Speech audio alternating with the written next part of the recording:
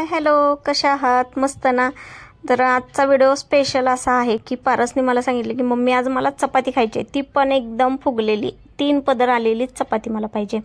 तर ठीक आहे म्हटलं, चल बनवते. मग आता ह्यात वेगळं काय, तर वेगळं कायच नाही, पण म्हटलं दाखवावी आपण की आपण पण 3 पदरची चपाती कशी बनवायची.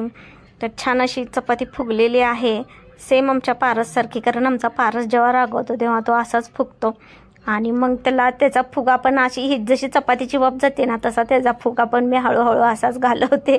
फुगून चपाती गार झाली. आता मस्त असं त्याला एकदम फुगलेली चपाती गरम गरम द्यायची. शाळेतून आल्यानंतर लय भूक लागते, त्यामुळे त्याला लवकर जेवण लागतं. तर चला खाऊया आपण सगळे मिळून गरम गरम फुगलेली चपाती. पारसच्या तर पोटात कावळे ओरडायला लागल्यात. किती गडबड हवा घालवायची टेक्निक कुकरची. तर चला आता त्याला मस्त अशी गरम गरम चपाती, भाजी आणि मस्त टोमॅटोची चटणी केलेली आहे. आता जेव रे बाळा पोटभर आणि बघ बरं माझी चपाती फुगली आहे की नाही, 3 पदर आलेत की नाही चपातीला, खाऊन सांग.